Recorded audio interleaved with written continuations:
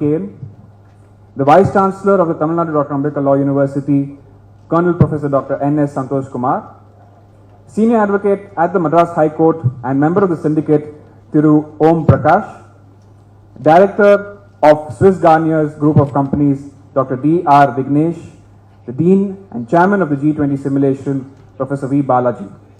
Distinguished dignitaries from various foreign missions in Chennai, esteemed guests among the audience, members of the faculty, friends from the media, my fellow students, ladies and gentlemen, a very good morning to all of you gathered at this august assembly. I request all of you to please rise for the national anthem and the Tamil Taiwan.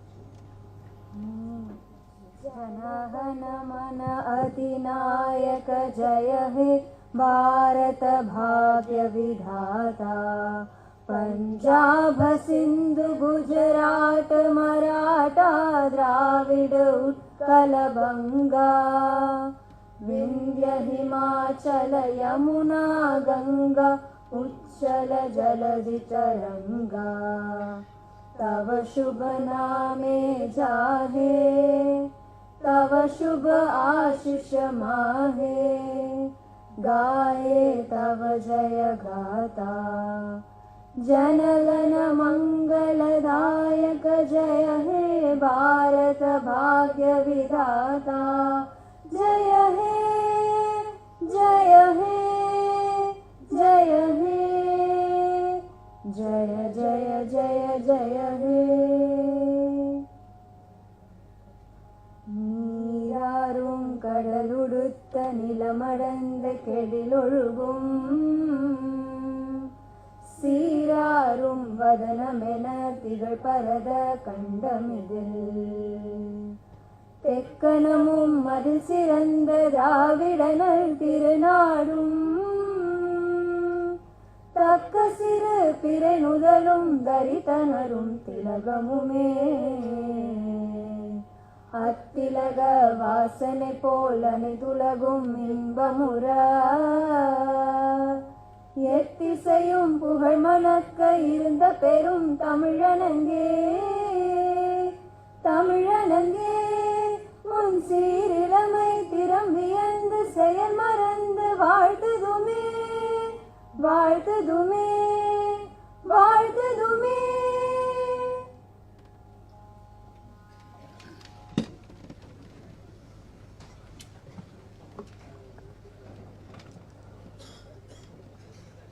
We all gathered here today to celebrate the culmination of 3 days of intense deliberation, spirited debates, collaborative efforts that have brought us closer to understanding the complex dynamics of the G20 and its global implications. Before we commence, I would like to introduce myself. My name is Ashwin Suren, and I deem it an honor to host the valedictory ceremony of the G20 Simulation Summit under the aegis of the Tamil Nadu Dr. Ambedkar Law University, Chennai. And I'm delighted to share this privilege with Professor Harita Devi, Director of Research and Publications of the School of Excellence in Law. At the outset, allow us to bid you a warm welcome. Brevity is the wit of soul, wrote Shakespeare 400 years ago. And in adherence to that, and without any further delay, I would love to invite the Dean of the School of Excellence in Law and the Chairman of the National G20 Simulation Summit, Professor Balaji, to give you all a warm welcome.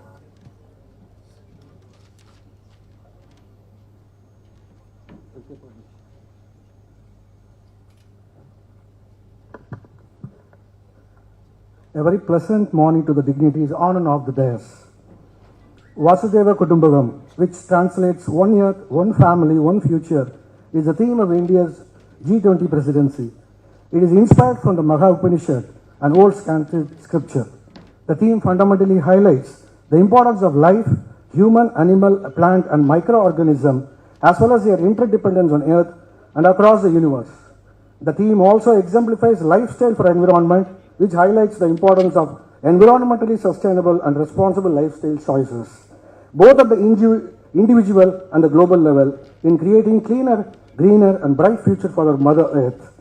On behalf of the Tamil Nadu Dr. Ambedkar Law University, it gives me immense pleasure to extend a warm welcome to you all to the valedictory of the National G20 Simulation Summit. It's my honor and privilege to welcome our Honorable Governor of Tamil Nadu and the Chancellor of the Tamil Nadu, Dr. Ambedkar Law University, for gracing the occasion as a chief guest, despite his immensely busy schedule. In fact, when we went to visit the Honorable Governor Chancellor to invite for this occasion, he was already well apprised with the working of the G20 and graciously accepted to attend the valedictory today. This showcases Honorable Governor Chancellor's commitment to students, if not anything else. His thought about the nation shows his keen interest in the youth of the nation who are driving force and future of the world. This acknowledgement is real wealth of India, and it is for this reason that he had accepted the graces with his presence. Honorable Governor Chancellor, the Tamil Nadu Ambedkar Law University will assure you that the university will strive hard for the development of the university as per your vision and thought. On behalf of the Tamil Nadu Dr. Ambedkar Law University, it's my great honor and privilege to welcome Honorable Governor Chancellor again for this wonderful occasion. Welcome. I cordially welcome our Honorable Vice Chancellor, Colonel Professor Dr. N. S. Santosh Kumar, a visionary who spearheaded this national G20 summits simulation with a great enthusiastic zeal and his freedom given to all the academic activities, that too to the faculty members, that has always kept us in great spirits, which eventually resulted in the success and the smooth functioning of this summit. He always wanted the law students to be well aware and involved in the latest nuances so that they can compete nationally and globally. His impeccable vision about the development of the university achieved so many things to the university, and few like Green Campus, the NAC accreditation, and the State Best Law University, which was awarded to the university recently.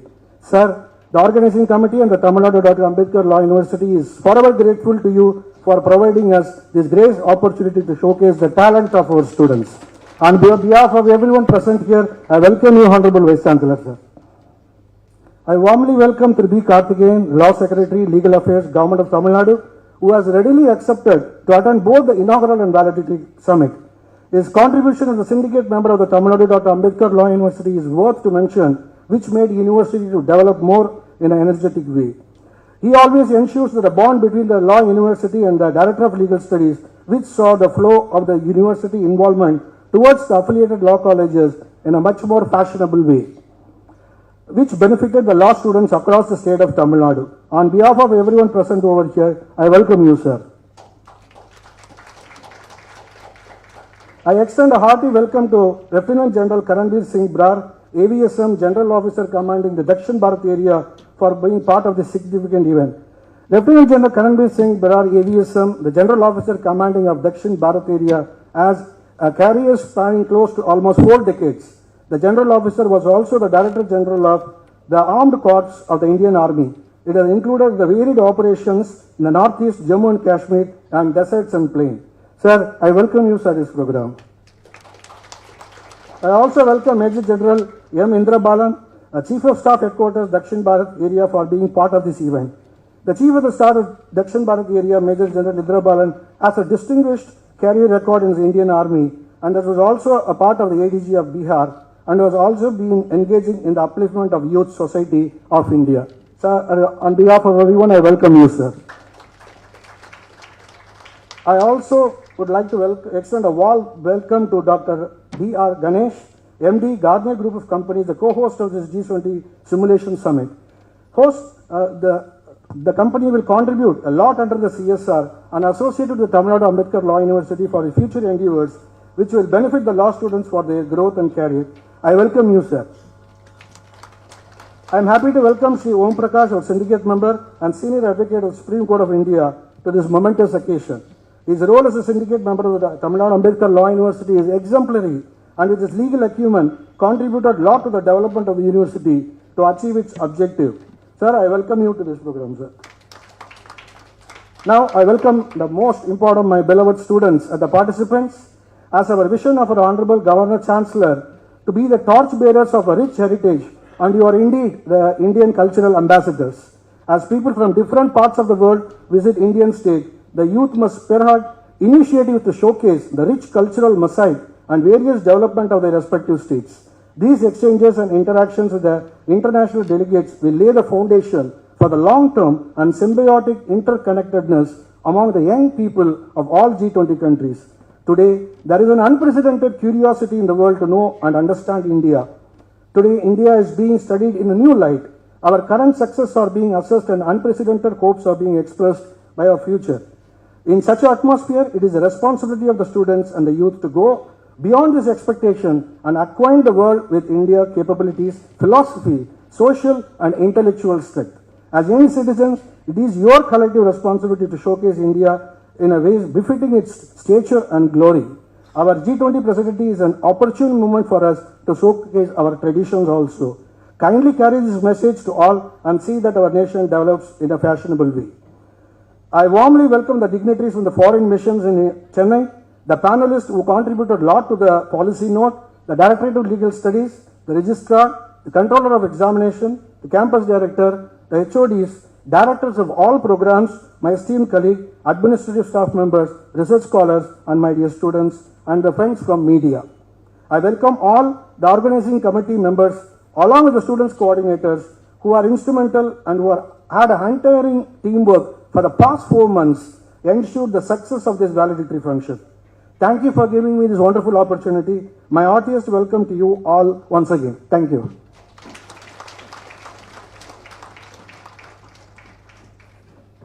Thank you, sir, for that warm welcome. Light brings a sense of hope, peace, and prosperity.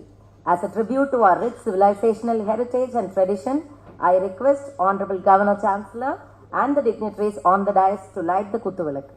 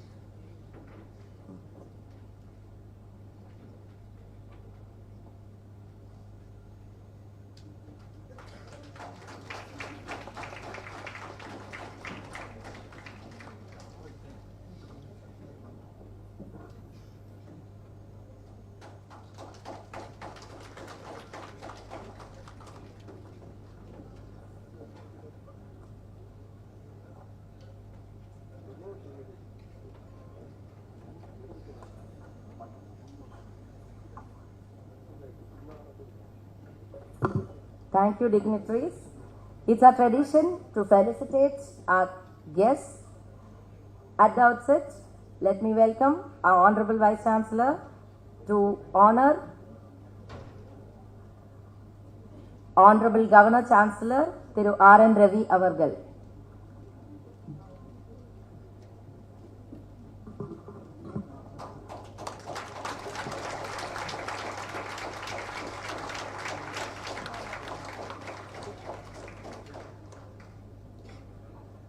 May I now request our Vice Chancellor to honor Lieutenant General Karanbir Singh Brar, General Officer Commanding Headquarters, Dakshin Bharat Area, Chennai.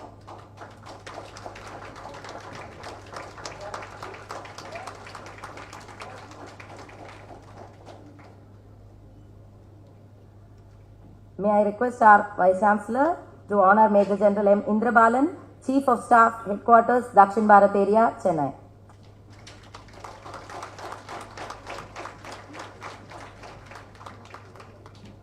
I request our Vice Chancellor to honor Thiru B. Karthikeyan, Law Secretary, Government of Tamil Nadu.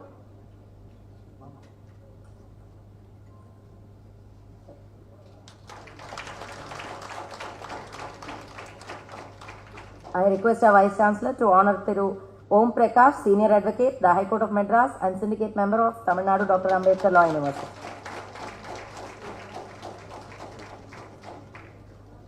I request our Vice Chancellor to honor Dr. D.R. Vignesh.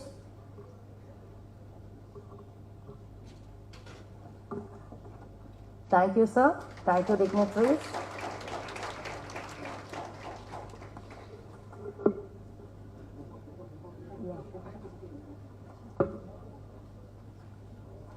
For the past 2 days in the National G20 simulation, we had a very good discussion on 5 important themes on tourism. May I now request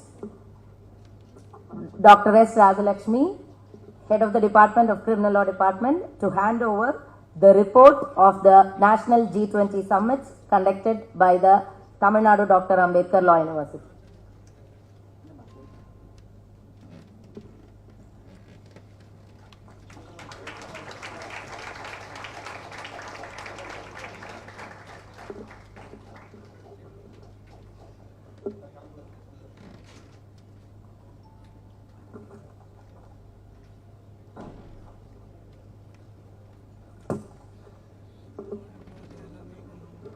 May I now invite our Vice Chancellor to present the G20 event report for the audience.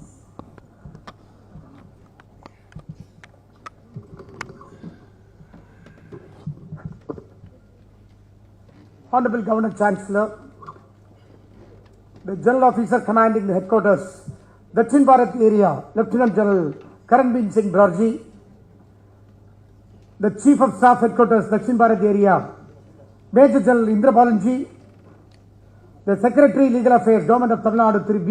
Karthigeyan Sir, Senior Advocate Madras High Court Syndicate Member of Tamil Nadu, Dr. Ambedkar Law University, Thiru Om Prakash Sir, Dr. Vignesh, Dr. Apollo Hospital, Chennai, distinguished dignitaries from various foreign missions and consulates of Chennai, esteemed panel guests, members of the faculty, my dear students, ladies and gentlemen.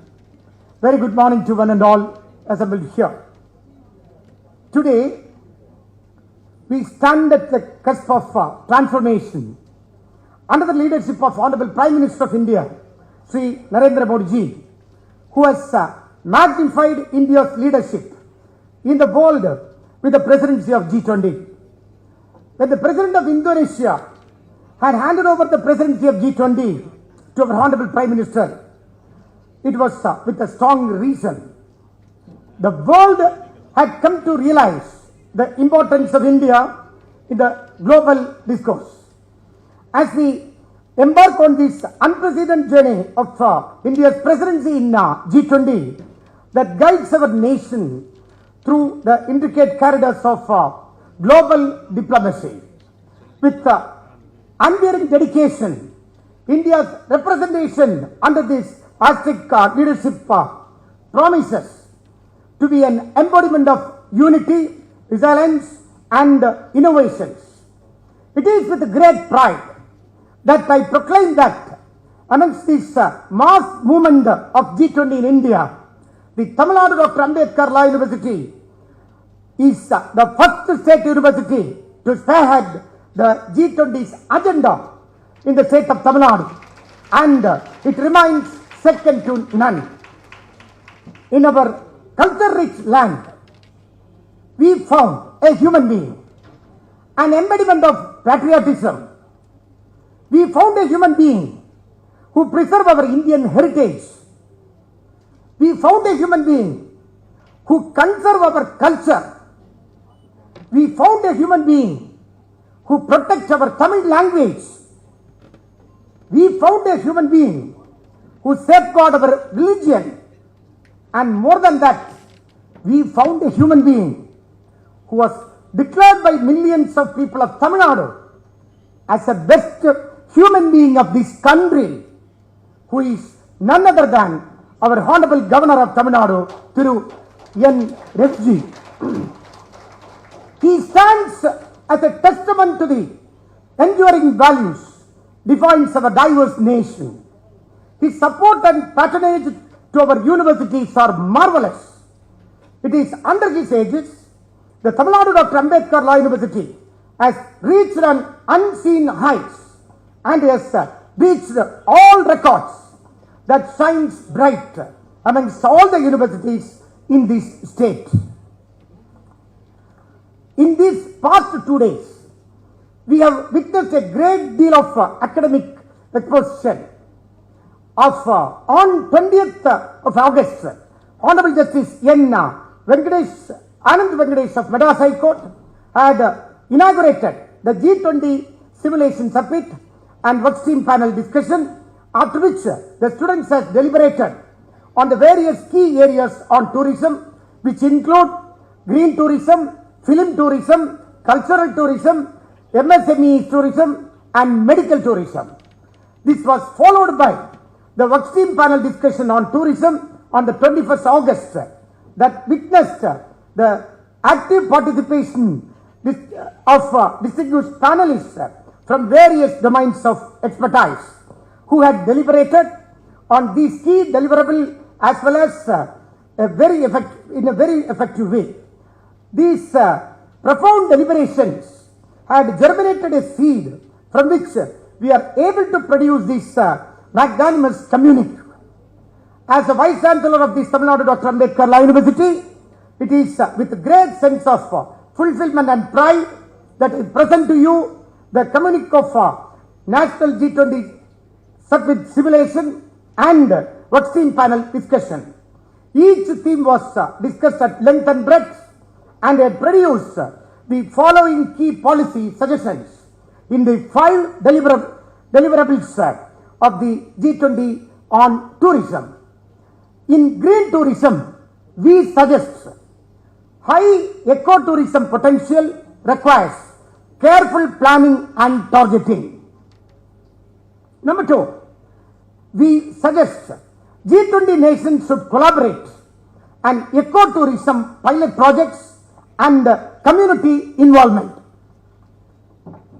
Link tourism with environmental policies similar to blue flag certification. We suggest identify more ecotourism sites, found local initiatives and promote scientific monitoring. And the 5th suggestion, ecotourism aids G20 climate goals, strengthening policies and fostering sustainability. In the medical tourism arena, we suggest intermediary-free medical tourism in India enhances the transparency, cost cuts and aligns with the global healthcare goals.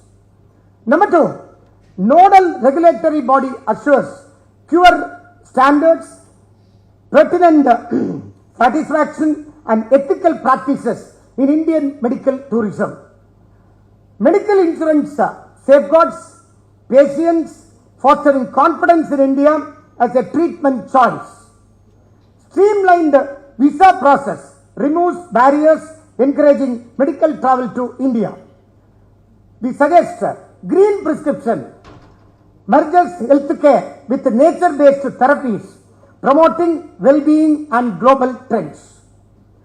In film tourism area, we suggest need for single window system for all approval and clearance from all governmental agencies. Need for professionalism in projecting India's rich culture and heritage. We suggest to provide tax breaks and subsidies to encourage the efforts made by film producers in promoting the historical, geographical and tourist places. Fourthly, we suggest need to document the historical, geographical and tourist places which helps filmmakers to understand their importance. Finally, we suggested need for collaborations with various stakeholders for promotion of tourism through film. In economic tourism, we suggest promotion of go local and buy local, protecting the indigenous group in all underdeveloped and unexplored tourist sites, creating assets for tourism by its own. Fourthly, we have suggested need for behavioral changes towards tourism and minimizes the procedural complexity for startups and other innovative entrepreneurs.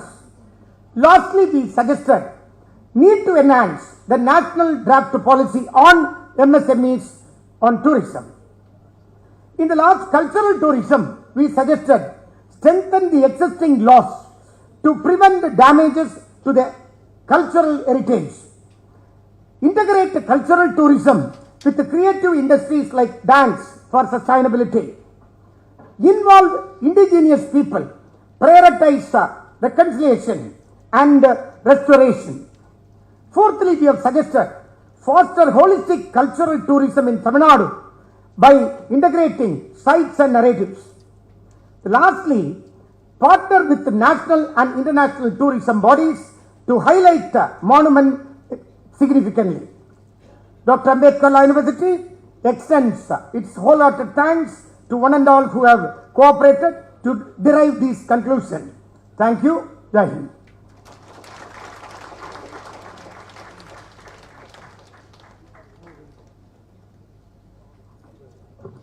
The G20 National Summit has been a fruitful exercise for discussing the various issues and challenges confronting the tourism sector, and it was possible by an eminent panel discussion. I request Honorable Governor Chancellor to felicitate the panelists.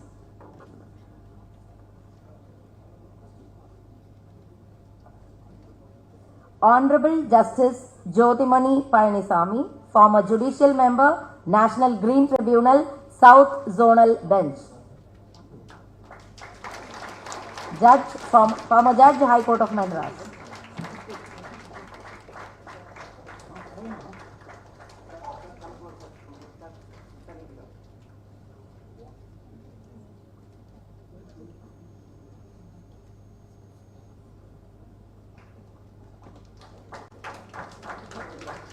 Dr. P. Velmurugan, Assistant Professor, Department of Geography, Madras Christian College.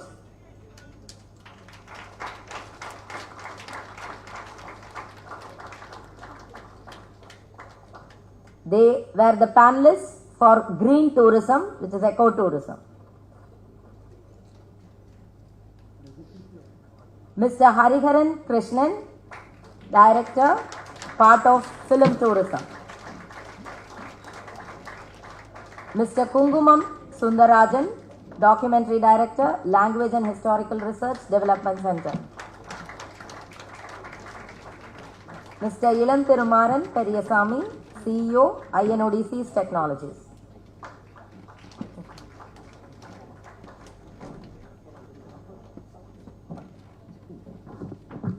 Mr. Kungumam Sundarajan, Documentary Director, Language and Historical Research Development Center.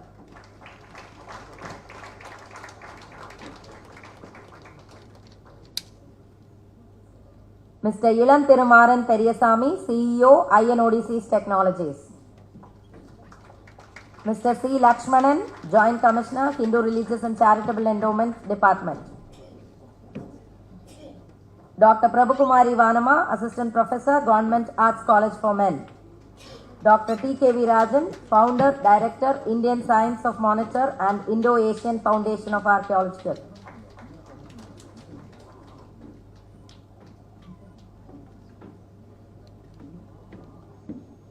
Dr. Prabhukumari Vanama, Assistant Professor, Government Arts College for Men, receiving the felicitation.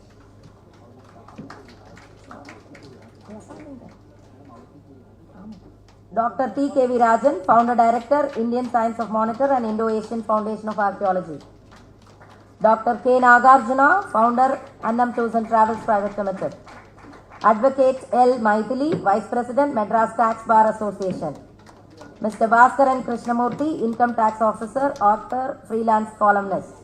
Dr. M. Priyadashni, Coordinator, Tourism and Travel Management.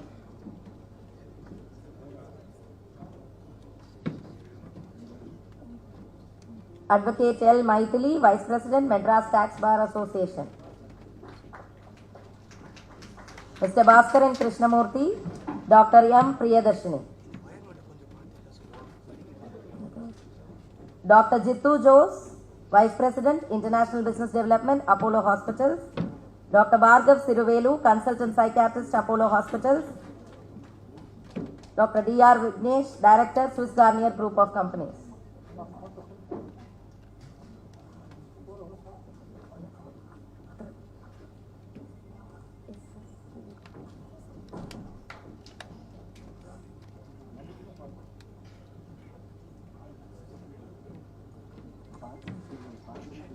Dr. Bhargav Siruvelu, consultant psychiatrist, Apollo Hospitals.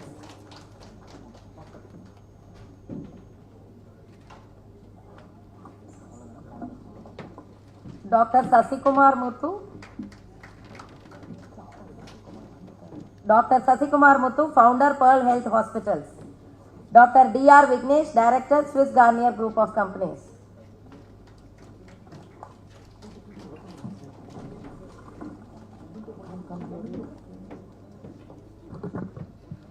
Mr. Anbu Komaraj, Indian Bank.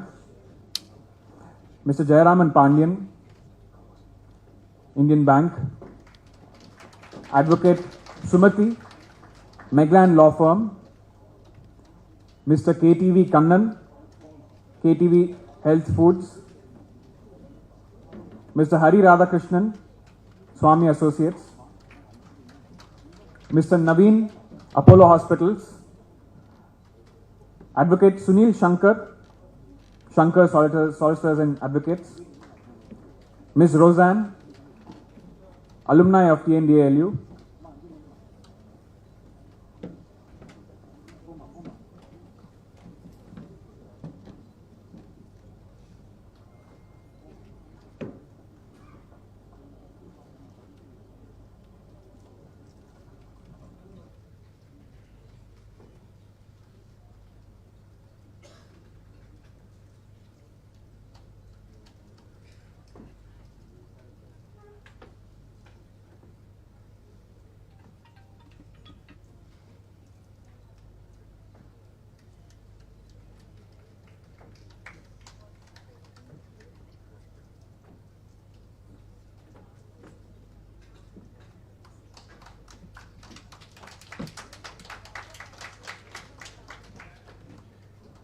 With that, we conclude the felicitation.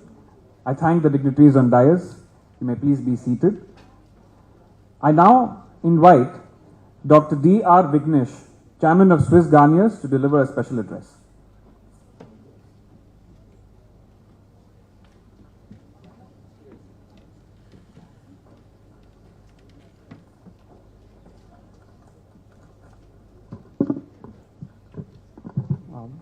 Respected and Honorable Governor of Tamil Nadu and the Chancellor of this prestigious Dr. Ambedkar Law University, Sri R.N. Ravi ji. Respected Vice Chancellor, Dr. N.S. Santosh Kumar ji. Respected Senior Advocate of Madras High Court, Sri Om Prakash ji. Respected Law Secretary, Government of Tamil Nadu, Sri B. Karthikeyan ji. Respected Chief of Staff, Dakshin Bharat Area, Major General Indra Balan ji. Respected General Officer Commanding, Lieutenant General Karanbir Singh ji. And other respected dignitaries on the dais and off the dais. And my dear friends, good morning to one and all. And so, to address the young future lawmakers and policy makers who are sitting in front of me. So the young students, you are the future and pillars of this country, not only the country, you are the future pillars of this world. So there are only few noble professions. One is judiciary and another is medical profession. So judiciary, so that's why, people call lordship and we respect that equal to lord. And medical profession is another profession where we are in the field of saving lives. So we are actually, it is not saving life, we are life prolongers. So let me introduce. So I am Dr. Vignesh. So I am a medical doctor by profession. So I was working in various hospitals, Apollo, Gleneagles, Global. And now I am into pharma industry. So we run a pharmaceutical industry. We have factories in Himachal and Sikkim. And I am taking care of international market and R&D. So I have changed from my clinical side to an administrative side. So as I was telling, so there are future policy makers and decision makers who are sitting in front of me. The live examples is the current Vice President, who is also a lawyer by profession. Our previous Vice President, Sri Venkaiah Naidu ji, he's also he's one of a lawyer. And apart from that, there are various eminent personalities worldwide as well as in our country who are lawyers by profession and who have achieved greater heights, not only in politics, in other fields.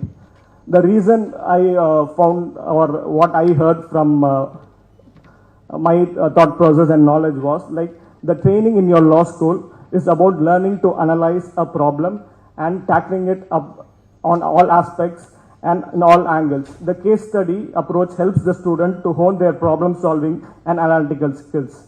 So this kind of approach makes you a better administrator, and your thought process and your reasoning skills, and you are adapting to different perspectives, and your empathy and sympathy towards the people. It improves all these characteristics, and it builds these kind of characteristics within you.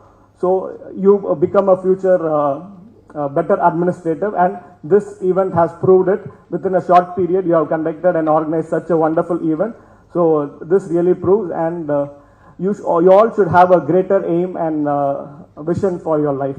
So you should have 5-year or 10-year growth program, visionary program. So all these present leaders are all past visionaries. So they have a vision for India, which is Vision 2020, Vision 2040, Vision 2050. Without a vision, definitely we cannot achieve greater heights in our life. Like as I was telling, few world leaders who are lawyers by profession and who have achieved greater heights, namely like Mahatma Gandhi, Nelson Mandela, Barack Obama, and Hillary Clinton, Tony Blair, Vladimir Putin, and Xi Jinping. So these are few people who are currently ruling the world also. And apart from that, Indian personalities who are lawyers by profession and who are doing good not only in politics and other professions are many, which is known to you and everyone. So, and also the first president of India, Dr. Rajendra Prasad, he is also a lawyer by profession. So, as I said, the education system in our country is very good, and especially the law education.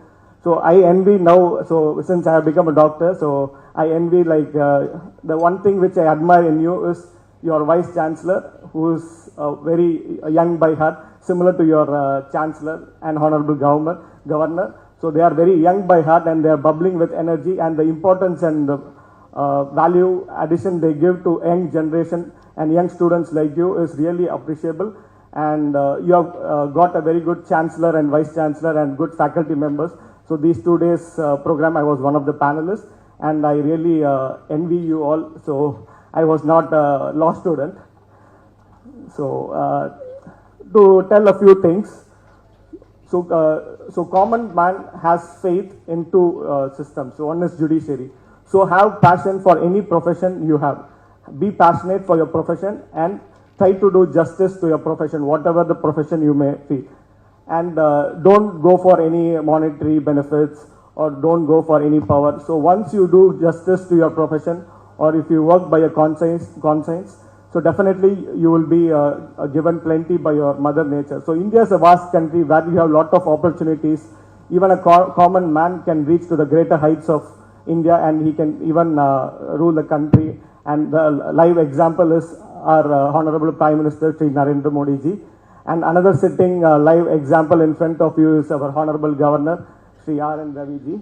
So all these eminent personalities, you should take them as a role model, and you should read biographies and other things about them, what they teach in life, what they do. And what one thing which I admired in our governor is like he has a very good approach towards the students' fraternity, and he wants a long-term vision, and he wants to inculcate those in the student fraternity so that they can tackle any kind of challenges in the future. So this is not a short-term vision, this is a long-term vision. So once if you get tuned to these kind of things at the early age of your education, so the pain-bearing capacity nowadays among the youngsters, it is not there. So they tend to, the reason might be many reasons, there might be many reasons for not having that pain-bearing capacity which the older generation had, because they are living in an isolated family, they are not exposed to various atmospheres, they are tuned to within their home to gadgets and other things. So as people, you are in the judiciary, you should create some reforms so that the future generations are not adapted and tuned to those kind of things. And once you get the pain-bearing capacity, definitely you can challenge and achieve whatever thing in your life, and you can achieve greater heights. A stone is just a stone, but Once it is cut and beaten and polished, only then it becomes a diamond. So unless and until you have that beatings and sufferings and pain at this particular age, you will not shine in the future. So that is my humble request and suggestion. So don't get frustrated or depressed for small things. So you have a very good future in your life. So you should face and tackle all these small challenges which you face at this particular age as a challenge. And because even I was facing a lot of challenges, and I take it as an experience, not as a challenge. So all these creates an experience and builds a better human being within you. And to conclude, I just want to say a few words. Give the maximum to the society, either through knowledge or what you have in your monetary or knowledge or education. So give to the people around you or to the nation. So you will get plenty return backs in an unimaginable way, which you haven't even thought of. So create history in a good way before you leave this world, because life is unpredictable. So whatever you do, so create history in a very good way and before you leave this world. And one more thing, the noblest of all professions is teachers. So don't ever forget your teachers in your life. So they are your mentors, they shape you, create you, because they get unnoticed, because we say various professions, but teacher profession is one thing which gets unnoticed, and we should never forget them in life in spite of whatever higher positions we reach, because you spend most of the time with them. They create you, motivate you, they sculpture you in a fine way, and your present position is because of the teachers whom have created the good things and put the seeds in you. And so I am very thankful, and it's my pleasure to be a part of this great event. And I thank all the staff members, students, our Vice Chancellor and other dignitaries to be a part of this event. And let's together make India a great nation in future, and we will all achieve greater heights. And within short period of time, let's take India to a developed nation, which is not far away. Thank you all. Thank you, sir, for your address. I now invite Thiru E. Om Prakash, Senior Advocate, the High Court of Madras and Syndicate Member of Tamil Nadu, Dr. Ambedkar Law University, to deliver the special address.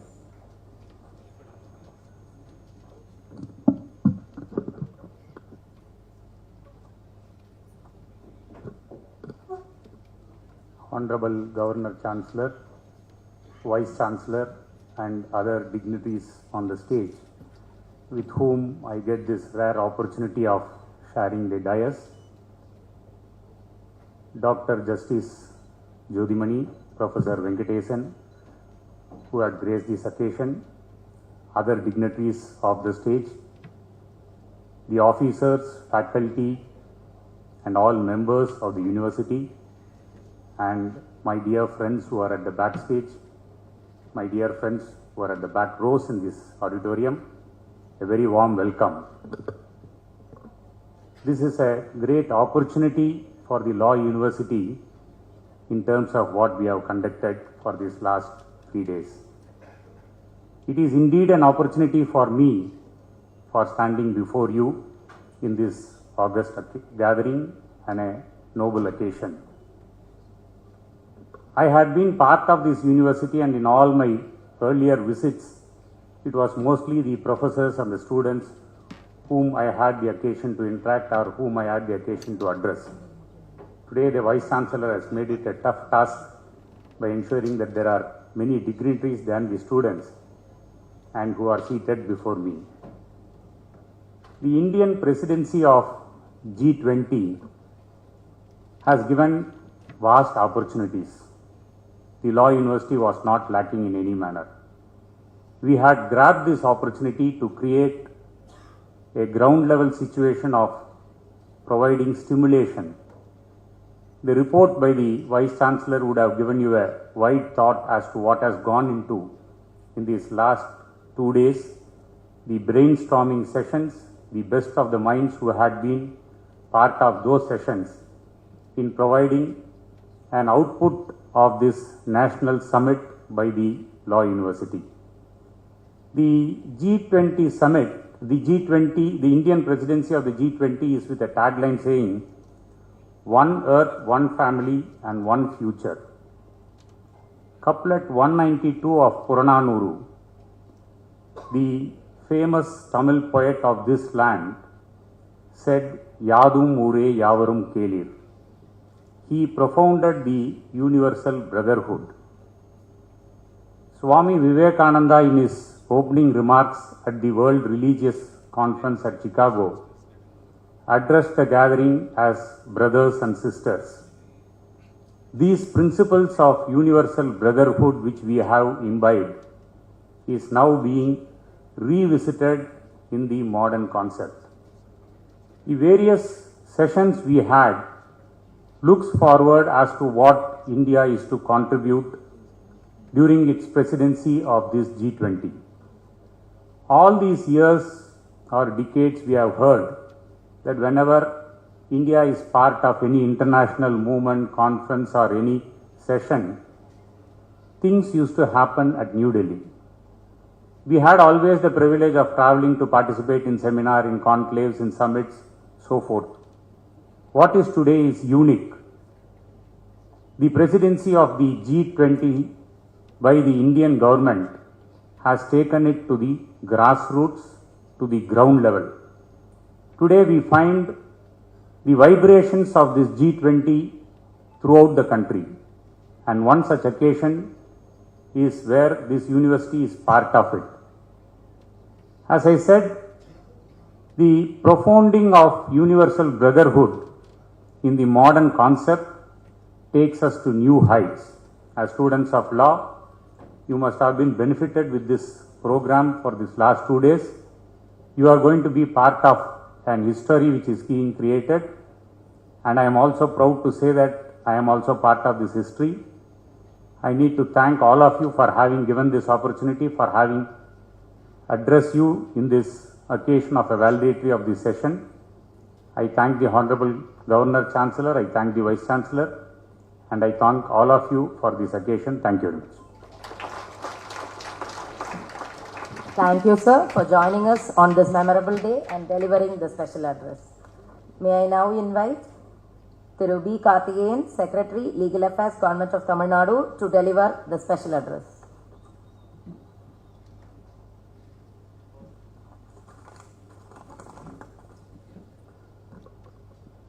Honorable Chancellor, Governor, and other distinguished guests on the dais and off the dais, students and other participants, my respects to you all. It was indeed an unique event that Dr. Ambedkar Law University had grabbed and conducted successfully. And my previous speakers had highlighted on that uniqueness. And also, we heard from the Vice Chancellor the conclusions arrived at during this 2-day program. Now, in a valedictory function, I think we better also look as to what we take forward from here. From the point of view of students, it would have been a window of the world out there which is available for exploring in terms of profession. For the participants and the panelists, the distance which we may have to travel to achieve that object of promoting global tourism, and in terms of what is there in a law university for such a program topic called tourism, as one of our guests were speaking to me just before the program. Tourism, if it has to be successful, we need peace, we need prosperity.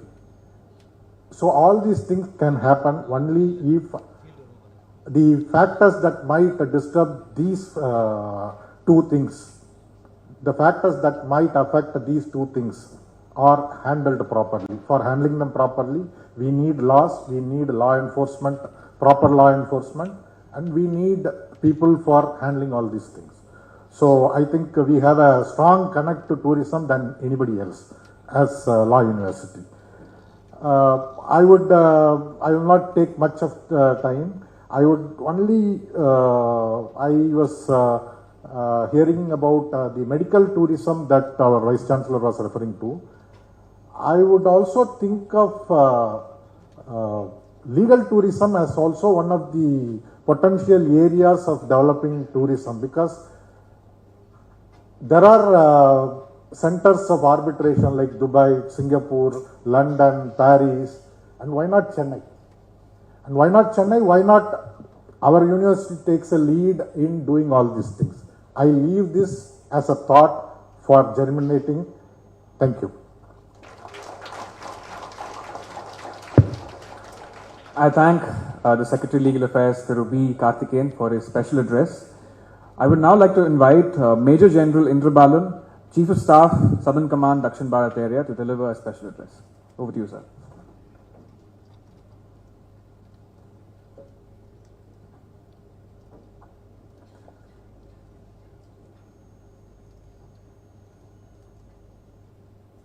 Thiru and Ravi, Chancellor and Honorable Governor of Tamil Nadu, Lieutenant General K.S. Brar, Ati Vishish Seva Medal, GOC, Dakshin Bharat area, Thiru B. Karthikeyan, Law Secretary, Government of Tamil Nadu, Thiru Om Prakash, Senior Advocate, Madras High Court, Dr. Vignesh, Director, Swiss Garniers, distinguished guests across the podium, distinguished faculty, students, members of the audience, and media. Namaskaram, Vanakkam, Nandri. It's a great pleasure for me today to be standing on the stage on invitation from Colonel Professor Dr. N.S. Santosh Kumar. I deliberate on this word Colonel because he's earned this Colonel title due to his extreme passion for youth development and the work he has done to create a new future for NCC in this law university. When I stand on this podium, I'm also kind of in a paradoxical situation, because the military and the tourism are possibly inversely proportional. Wherever the military goes, the tourism goes away. If that be true, I wonder why I'm standing here. But if I was to connect the two from the positive note, I can use a oxymoron called as military tourism, like the sweet pill. Now, how does military tourism become an oxymoron? Well, all of us would have gone and visited war memorials, military museums, and to our awe, and we take a lot of inspiration from these places. One of the most visited tourist spots in the world, you will all be amazed to know, is the Arizona National Museum in United States. The annual number of visitors to this Arizona National Museum, National Memorial, is 2 million. It's an astounding number. But what is good is that India is gradually overtaking this. The National War Memorial of India, the number of tourists per day averages from 5 to 10,000. Weekend goes to 10 to 20,000, and the annual has already crossed 3.6 million. So therefore, there is huge potential in military tourism. The state of Tamil Nadu holds itself with the glory with the Victory War Memorial that is there in Chennai for all of us to see. There is this Chola Museum, the government museum. It's one of the most beautiful museums I've come across, which glorifies the rich cultural and military heritage of the Chola Empire. Way back in the 1000th century BC, between 9 BC and 10th century, the Chola Empire had extended its cultural values way into the Malacca Strait, way beyond into the Sunda Strait, going into the South China Sea. They were touching and spreading its cultural values into Indonesia, Cambodia, as far as South East China. So even through the military, there's possibility of spreading tourism is what Chola Empire has kind of demonstrated. And it is here that I want to also bring out that within Tamil Nadu itself, there is a possibility of creating a military museum which presently is not existing. There is one military museum which you may all be aware of, which is in the Madras Regimental Center. It's a beautiful museum. It already has recently inaugurated, I think, just about a year back. It has 300 plus visitors daily during the seasonal time. But having a proper, bigger military museum within Chennai or a chosen place, I'm sure would add to a lot of tourist value, plus adding to the nationalism, to the love for our country amongst our youth. All this will help through the tourism itself. Being a sailor of my kind of experience, I had the privilege to sail around the world in 1989 in an expedition called the Samudra. And recently, I had the great opportunity to meet one gentleman by name Commander Abhilash Tommy. I'm sure many of you have heard of him. Commander Abhilash Tommy was here. He's a Kirti Chakra, now Sena Medal. He was here a few days back, with whom I had an interaction, who has won and come second in the Golden Globe race, the toughest world race where you go circumnavigate the world, the most toughest thing to do ever. That too, after having broken his backbone, he has done this again repeatedly. What he has created for India, he's taken India to the world. Single-handedly, he's taken India to the world. Such like people can be produced by Tamil Nadu, because Tamil Nadu enjoys a huge coast. And the coastal tourism is something which can kind of attract a lot of youth into the whole system. Recently, I was witness to two major events here. One was the National Regatta, the National G20 Regatta, and also there was a kite surfing regatta. The place was filled with youth. The coastline was filled wherever this event was happening. So my recommendation, takeaways from these two, the little opportunity I have been given here to speak, is that the military tourism and both the coastal tourism has tremendous potential, not only in Tamil Nadu, but the whole of the Indian Peninsula. And I would recommend that these be given due credence when we discuss in more plenary sessions about the tourism itself. And thanking again Dr. Professor and the entire audience for having given me this opportunity to interact with you and engage in such a beautiful session. I end my note. Thank you very much. Jai Hind, Jai Bharat.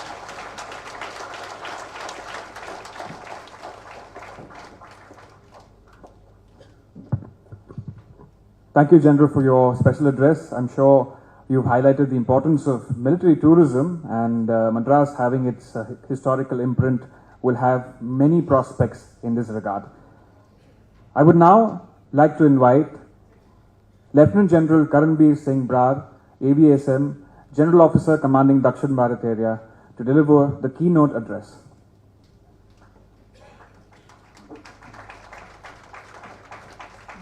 Thank you. I can start by saying Vanikam and Namaskaram. Honorable Governor, Chancellor Thiru Anand Ravi, Major General Indrabalan of our headquarters, Thiru B. Kartikan, Law Secretary, Government of Karnataka, Shri Om Prakash, Senior Advocate, High Court of Madras, Dr. Vignesh, and of course, Vice Chancellor, Colonel Professor Dr. Santosh, dignitaries from the foreign missions, the esteemed faculty, dear students, distinguished guests. Firstly, it's an honor for me to be delivering this keynote address. Thank you very much. But at the outset, I think I'll begin by really complimenting the NCC drill and guard of honor given by the university. And I can say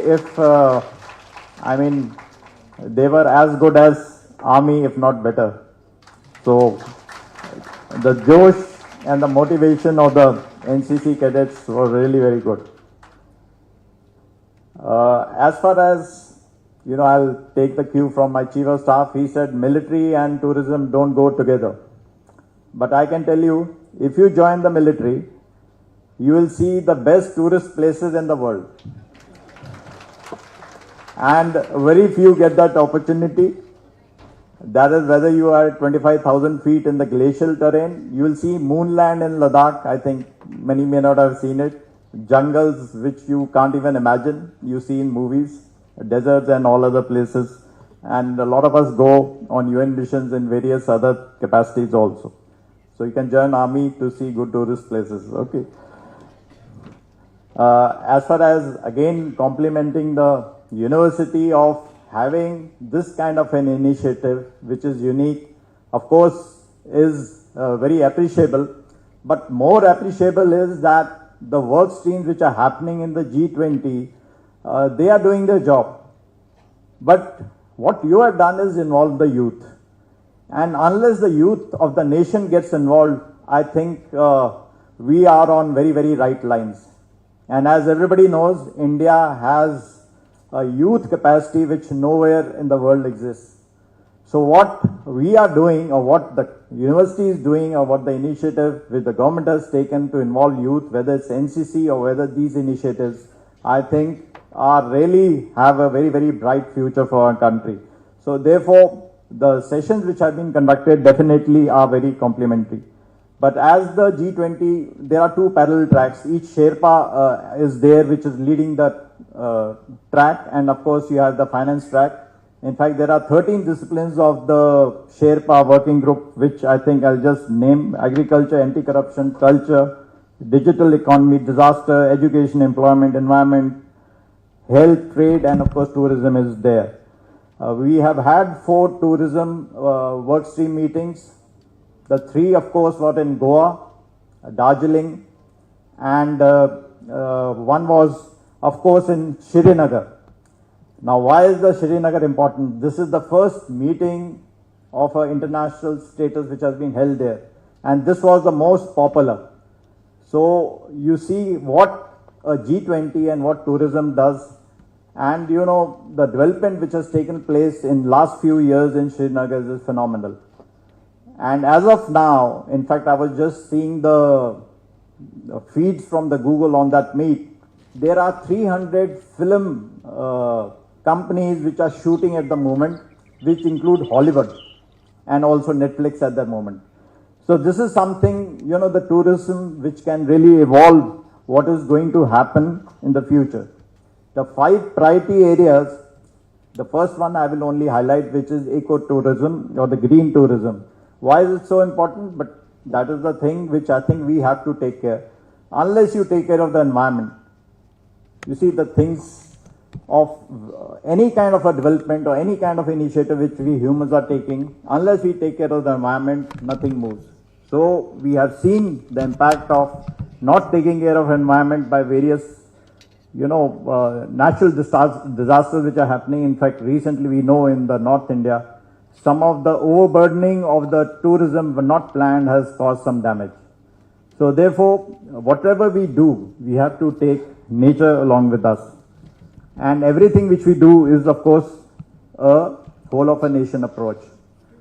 You see, some countries have good tourist spots, some have good culture, some have good history. But I think India is one country where you have everything.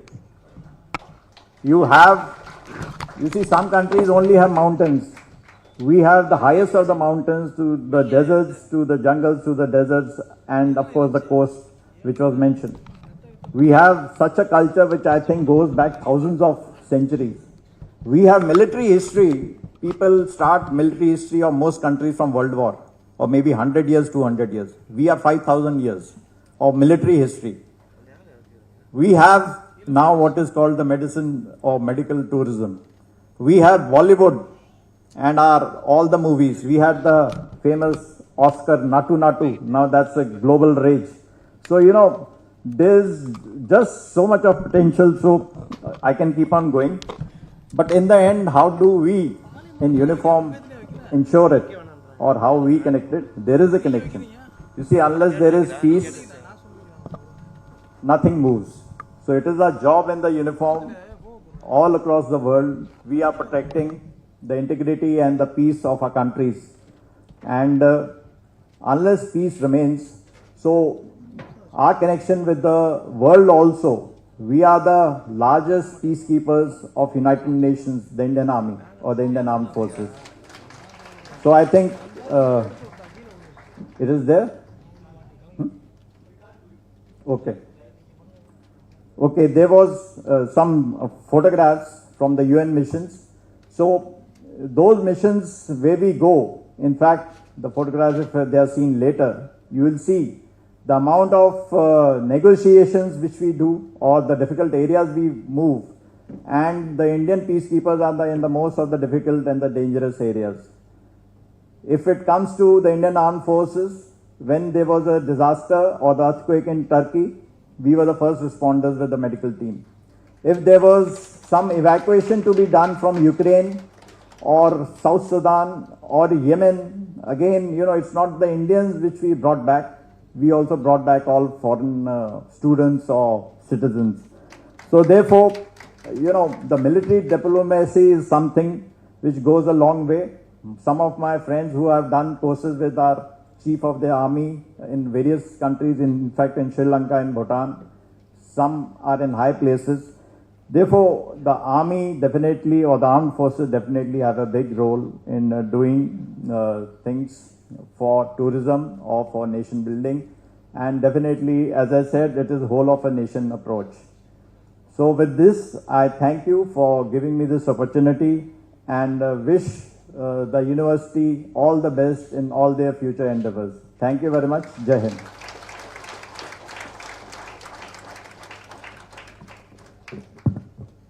Thank you, General, for highlighting the importance of being a part of the military, which in itself is a touristy experience among so many other things, and primarily also saying that being a part of India's approach in G20 to promote tourism is a whole of a nation approach, which is indeed enlightening. I thank you once again, sir, for delivering the keynote address. I would now like to invite the Honorable Governor to launch the e-soil solutions.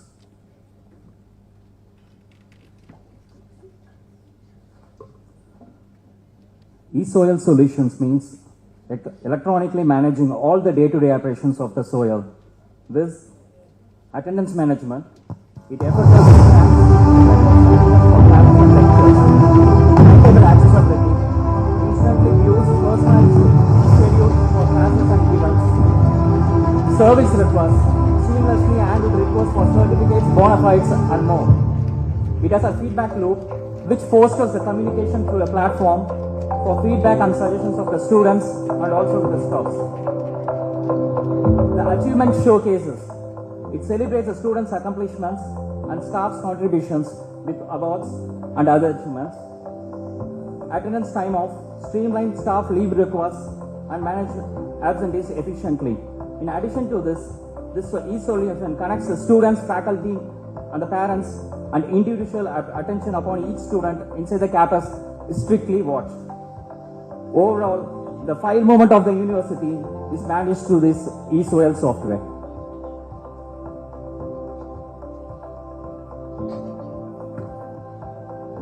Thank you, Honorable Governor Chancellor. Ladies and gentlemen, it's an absolute honor to have with us today the distinguished guest, Honorable Governor Chancellor, under whose visionary leadership the Tamil Nadu Dr. Ambedkar Law University is marching towards progress and excellence. This event, the National G20 simulation, has gained a greater significance with the presence of Honorable Governor Chancellor. May I request our Honorable Governor Chancellor, Thiru R.N. Ravi Avargal, to present the valedictory address.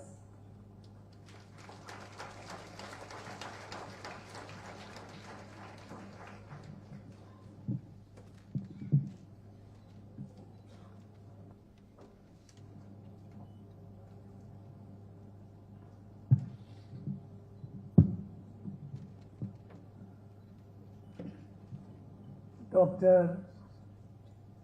N.S. Santosh Kumar, the Vice Chancellor, of this university and the host, Lieutenant General Karanveer Singh Barar, GOC Dakshin Bharat, Major General M. Indra Balan, Chief of Staff, Thiru B. Karthikeyan, Law Secretary, Government of Tamil Nadu, Thiru E. Om Prakash, Senior Advocate and Syndicate Member of this University, Dr. B.R. Vignesh, Director, Swiss Garniers, distinguished guests, esteemed excellencies of various foreign missions in Chennai,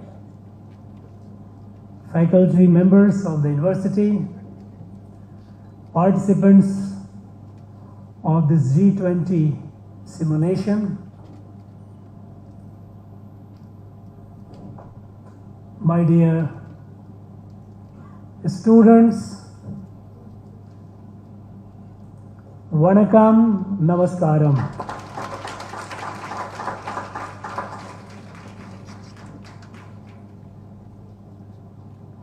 At the outset, I congratulate the Vice Chancellor for taking the lead and grabbing this opportunity to host this national G20 simulation at the prestigious Dr. Ambedkar Law University.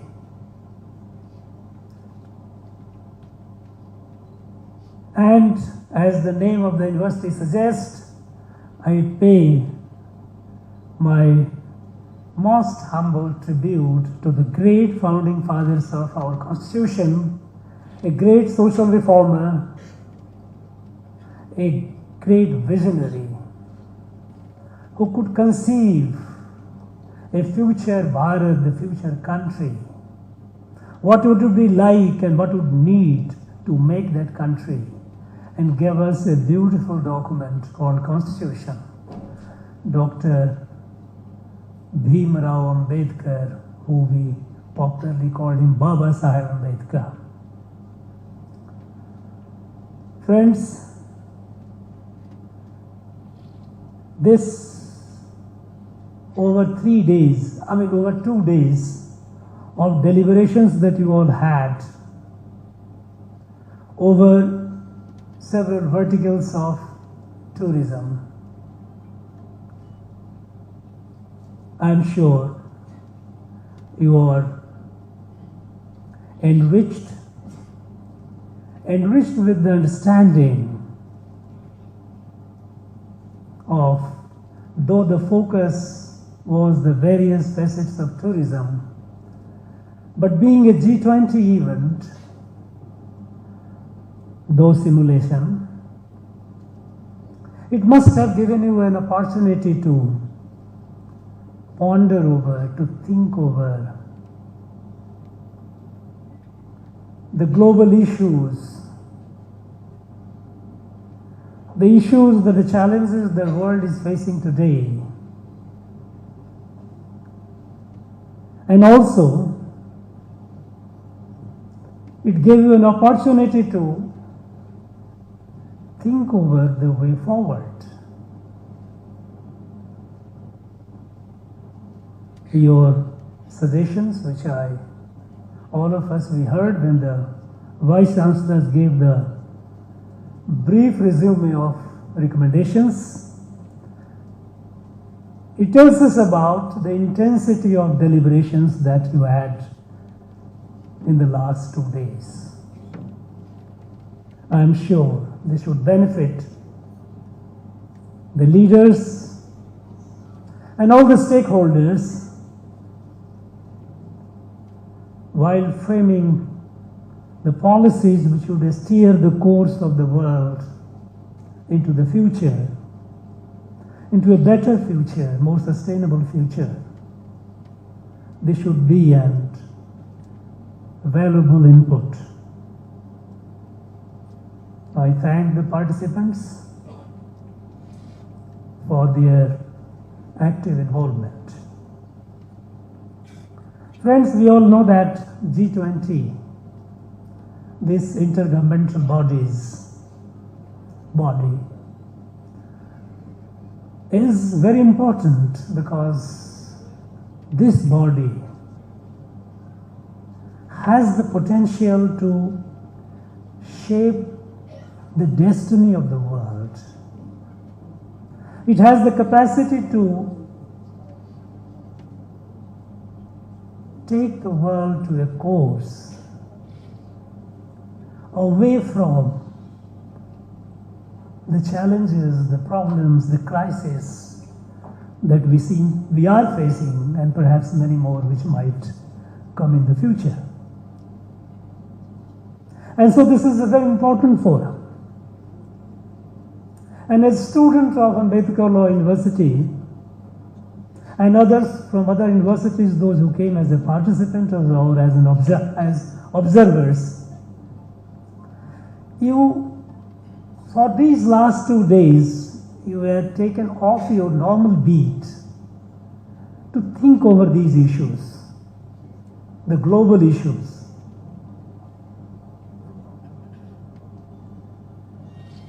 This in itself is not only a pleasant break from your normal routine, but it is also an important initiative to make you more responsible citizens capable of facing the challenges of the world, challenges that tomorrow is likely to throw up. We know that at this point of time, India's presidency of G20 is important not only for us but for the whole world. It is an occasion for us to show to the world, to share with the world our perspective to the global issues and our approach to deal with those issues, those challenges. We know we have several major crises confronting the world. Climate crisis. We know that our planet Earth is heating up and the rising temperature is playing havoc. There are several island countries which are apprehensive that if the adequate mitigation initiatives are not taken, they would be wiped off the map of the world. Other countries, wherever they are, everyone is facing the problem. We know that the countries known for cold climate is experiencing a scorching heat. We know that the places where people were used to less rainfall and an ecosystem of life had developed around that kind of environment is experiencing unprecedented flood. Natural disasters, the intensity of these are so frequency as well as the intensity are so severe that we do not know what is in store for tomorrow.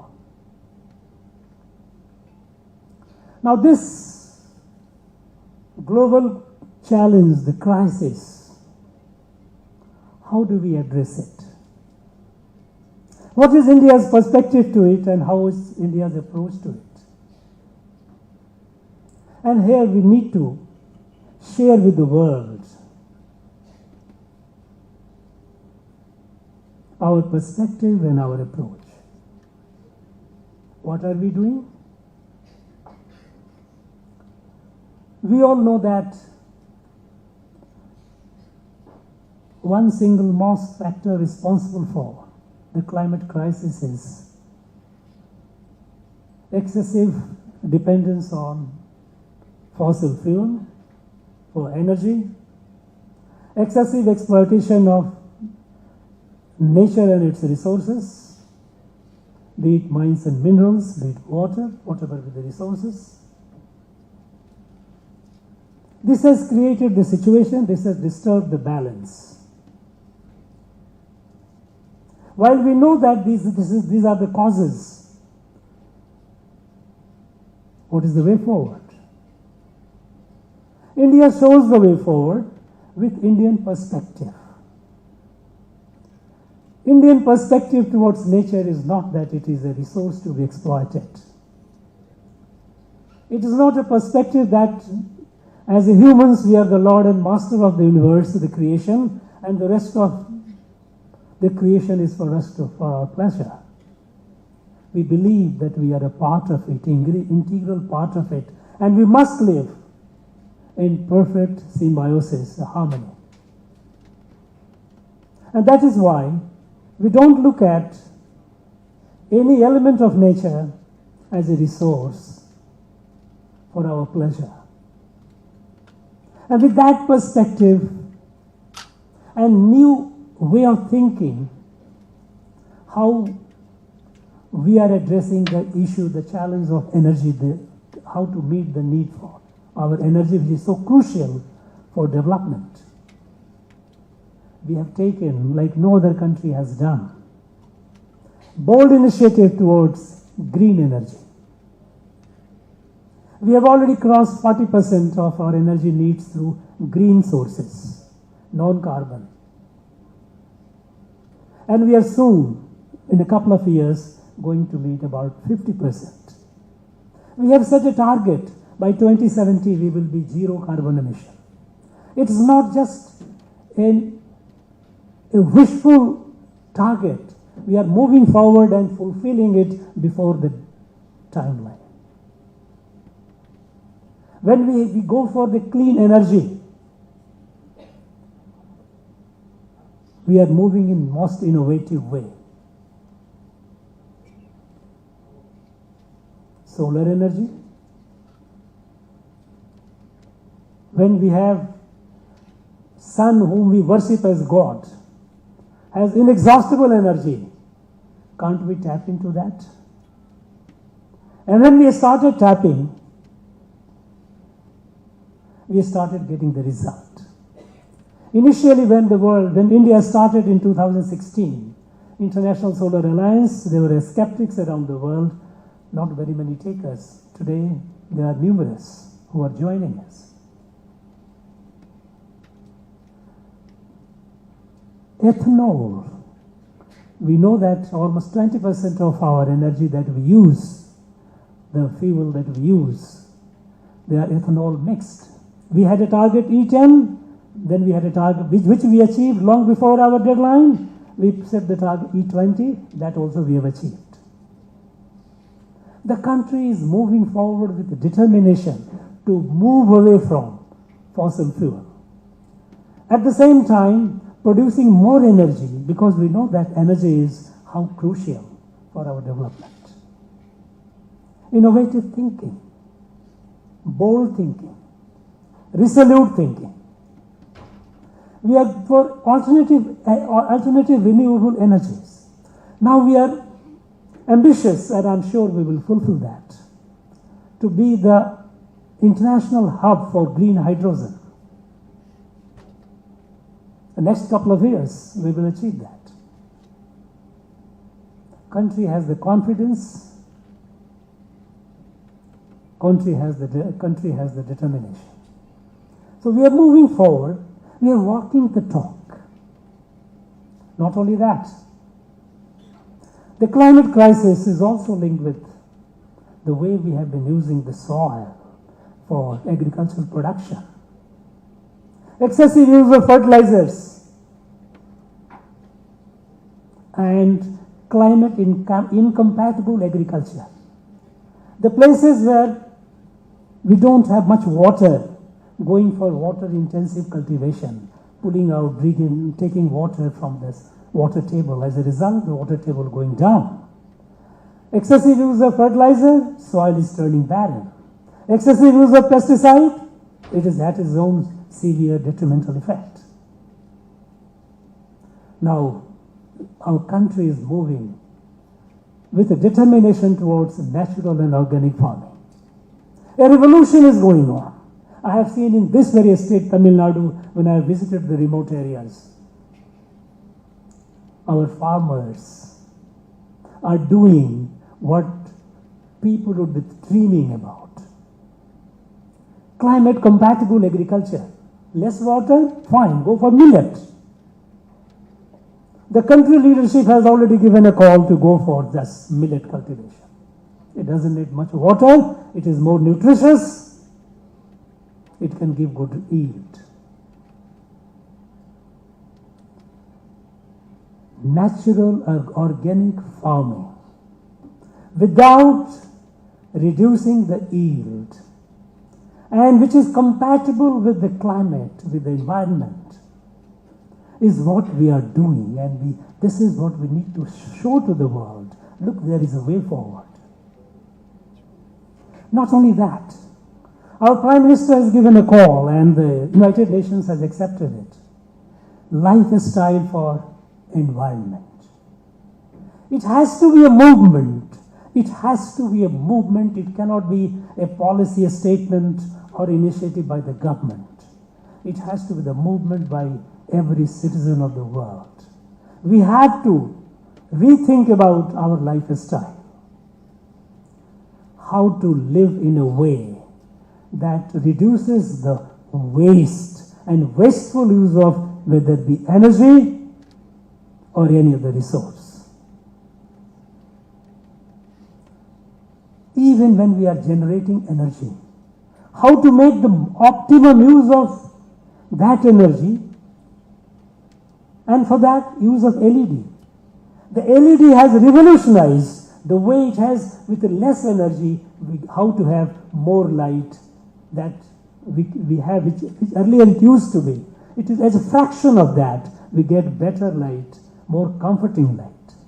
So this same amount of energy with far more use. Now these are ways, these are revolutions which are happening in this country. These are preventive to the climate crisis. But also, we are also dealing with the effects of what is happening. Okay, it will reduce the pace of heating. But we know that the crisis, the natural disasters which are happening, fury of elements, a scorching heat to a place where earlier known for cold climate, eruptions, natural excessive flooding. In natural disaster mitigation, India has built a capacity, a credible capacity by which we are not only meeting the need of mitigating disaster in our own country, but we are reaching out to our friends across the world. So, a major crisis, the global crisis, the climate, how India is doing it. How India is meeting the need for energy, how India is meeting need for agriculture, how India is meeting need for sustainable life. Water. Water, we know that water is going to, for the future, going to be a crisis along water. The Prime Minister, when he launched a scheme of 75,000 Amrit Sarovar in the country to have 75,000 water bodies, 75 in each district. At the time it looked ambitious. We are close to achieving it. So, we are walking the talk. The world is looking at India with curiosity. What is happening? Another crisis, global crisis, is poverty. It's a challenge. You know that a large part, we know that a large part of the world is living in poverty. And how do we address that? Here again, India's experiment. Now we know that in last less than 10 years, we have moved more than 140 million people out of poverty. It's magic. How did this happen? In less than 10 years, pulling out more than 140 million people out of poverty. Because we took initiatives.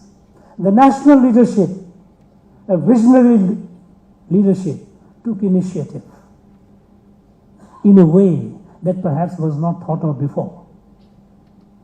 And what were these? Some of these were worth mentioning here. The benefits and the services meant for the poor people. Earlier, there used to be, the government used to release, but there used to be huge leakage. We had a prime minister who on record stated that for every 1 rupee that is meant for the beneficiary, intended beneficiary gets only 15 paise. 85 paise used to be eaten away by people in between. Now what is happening today? With the Digital India initiative, with every beneficiary having a digital account, having a bank account, and digitally connected through the Trinity, as we call it, Jan Trinity, Jan Dhan, Aadhaar and mobile. The benefit goes to the account, the beneficiary's account directly. We have already crossed more than 500 million accounts, Jan Dhan accounts. More than 500 million. Today, the leakage that it used to happen is addressed. People get the benefits and the services that they needed, which was meant for them without any intervention of the middlemen and without any transmission loss through corruption.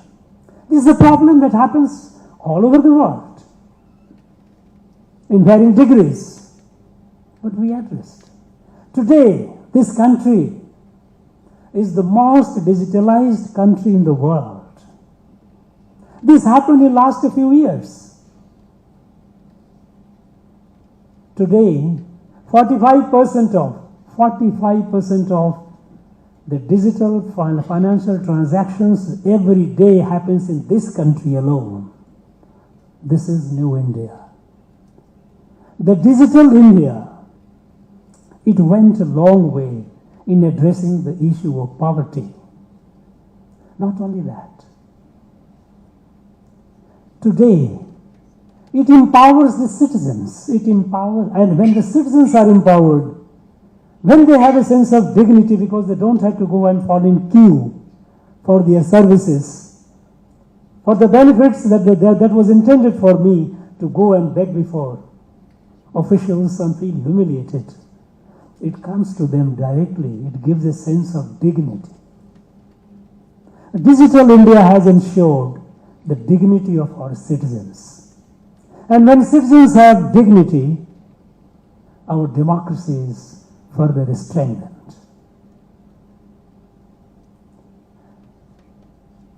The various initiatives, even we had now in our country, like many other places, we have many homeless people. In the last few years, we built about over 30 million homes for the homeless.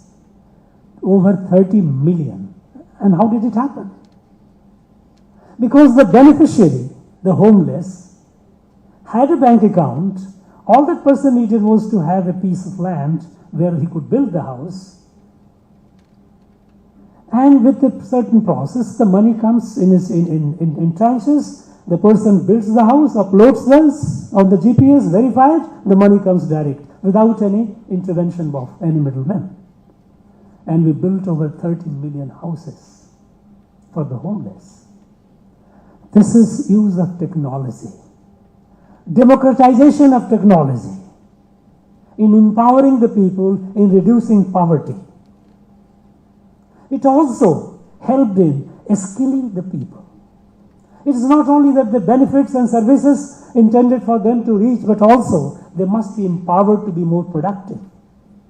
And the way aggressively we push the Skilling India initiative, today we see the outburst of entrepreneurship in our country.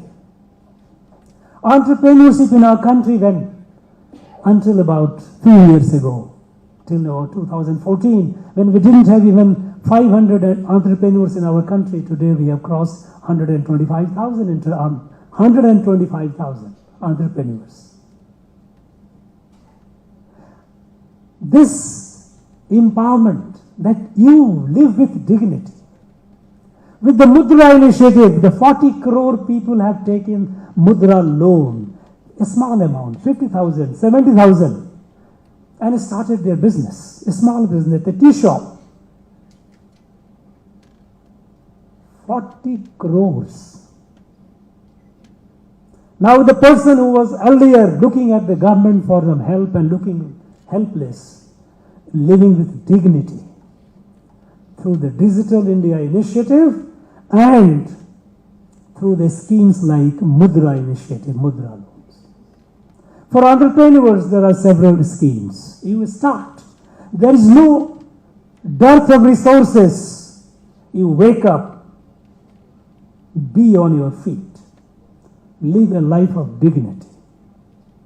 The patron-client relationship between the state, that is the government and the people, is not a healthy relationship. People are not client. They are the masters. They must have the power, which is legitimately due to them. And this model of reducing or mitigating poverty is the model for the world to follow. And the world is curiously watching us. Another global crisis, pandemic. For the last over 3 years, it has devastated the world. No country, no home was spared. Millions and millions of people perished.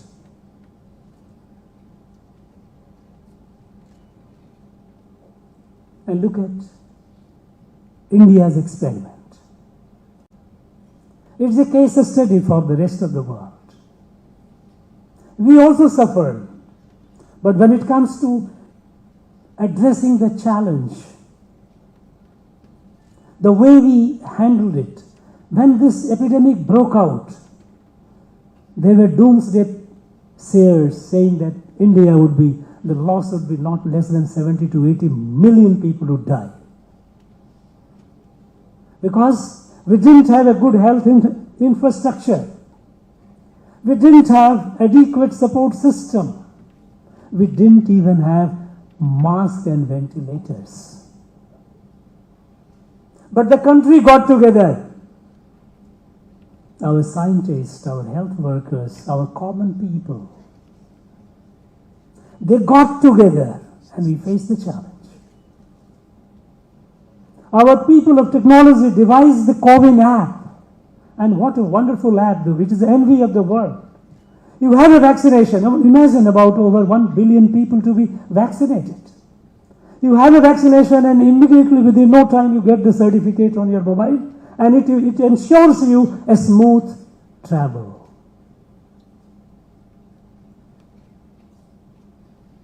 The way we handled the pandemic, the world has to learn a lesson from it. Not only that, the pandemic devastated the economy. Many countries are fighting hard to escape recession. They are in a recession-like situation. And when the recovery is, when the When the pandemic started, the phase started slowing down, it started ebbing. And there were demands to boost the economy. Most of the world, they believed in consumption-driven economy. Print the money, supply the money. Let more money come to people's pocket. Our leadership said no. India said no. We will not follow that. We will not just print the money, we will deal with it. We will do the fundamental reforms which will strengthen our base for a better future. And the result is, while we did not print the money, our economy is the fastest growing economy in the world today among the large countries. The country which was 10th in order of GDP, it has already reached 5. And we are confident that the next 5 years will be among the top 3. It is unstoppable. How to face a global pandemic, turn this crisis into an opportunity to strengthen yourself, to build yourself with more confidence for a better future. There is no guarantee that there will not be another pandemic. Are we prepared for it? And if the world has to be prepared and perhaps there is no option, India's way how to deal with it is the way for the world. In the world, another issue is gender justice. We know that nearly half the population, the plight of the woman. All these years, people have been talking about justice to women, women empowerment. But what has happened in this country in the last few years? Where are we? Today, our women are more confident. When I go to the universities, I go to school, I feel so happy to see more number of girl children, women, than the boys.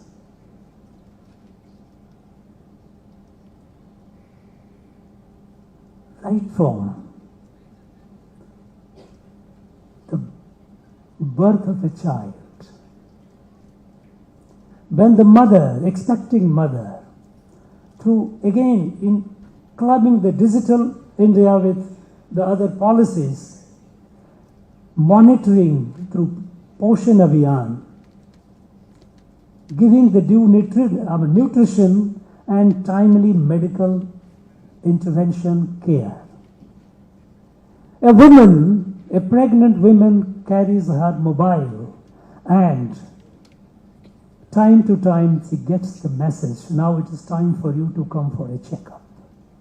This is the time for you to have this certain time which are there in the process of pregnancy. And then the nutrition support. Healthy citizens, healthy women, women education, women entrepreneurship. Today, in our country, there is no barrier for women. They are everywhere, even in the defense forces. In combat areas, our women are flying bombers, aircraft. Even in our bank accounts, when I said that we have crossed the 500 million, 56% of them are women. 30 million houses that have been built, they have been built with the women as the owners. Men are also, husbands are co-owners, but the primary owner is the woman. Long back, Mahakavi Bharati had said, he had dreamed, Pattangal Alavadum, Sattangal Saivadum, Parinil Pengal, Naratavandum. This is happening here. all these crises that India is facing, the challenges that India is facing, is showing the way to the world how we need to conduct our affairs. And these changes are happening how? What is the core behind this fundamental tumultuous transformations? It is our what we call Vishwa Darshan and Mano Darshan, worldview and view towards humanity. How do we look at the world? Traditional Indian way of looking at the world, unfortunately over 1,000 years of colonization, invasions, it got weakened, which is again being energized. Our traditional way of looking at the world is as a family. And when we say world is a family, and when Thiru Om Prakash mentioned about from Purnanuru, Yadumuru, Yavarum Kele, Vasudhaiva Kutumbakam, it is our traditional received wisdom. For several thousand years ago, we have not prayed for ourselves. We have prayed for all the beings, not only for humans, but all the beings, animals and plants. Our prayers are Sarve Bhavantu Sukhina, Sarve Santu Niramaya, Sarve Bhadrani Pashyantu, Ma Kashit Dukh Bhagavate. Let every being be happy. Let every being be free of disease.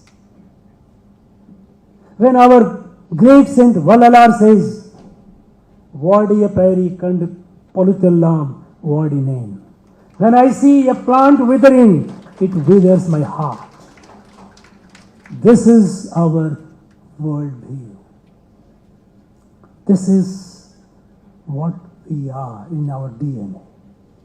And that's how we look at the world as a family. And the world is totality of it, not only humans.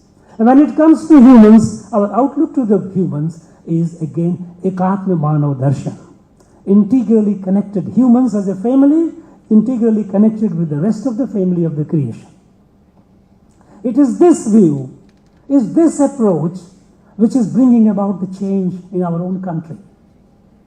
When the Prime Minister, an uniquely visionary person who understands this country, who is deeply steeped into the Indian values, when he took the initiative, various initiatives, it was a fundamental departure from the past. In the past, India, it grew, we developed, but we developed according to our limited resources that we thought our resources were limited. We used to have a plan, 5-year plan. This much is our money, total kitty, so this much we will spend in the medical, for the health, so we'll build so many hospitals, so many medical colleges, so many primary health centers.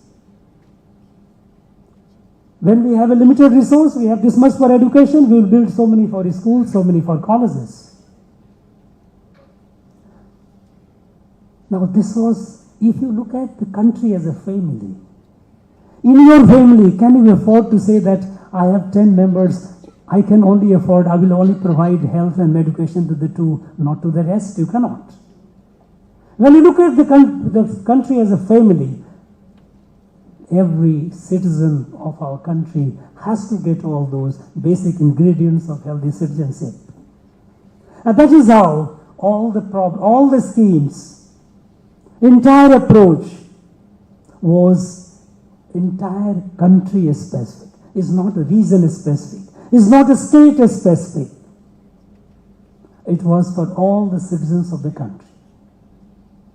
Looking at the country, when we say the world is a family, we must begin, charity begins at home. This country, look at the country as a family. And achieve it by energizing the country. Country men and women. You know, in Yajurveda, there is a call. Vayam Rashtre Jagriyam. We will wake up the Rashtra. We will wake up the nation. And then, Sambadatvam Sangachadvam. Samro Manansi Janatam. Together we move, together we grow. as a family, awaken the nation. Because we have a great responsibility.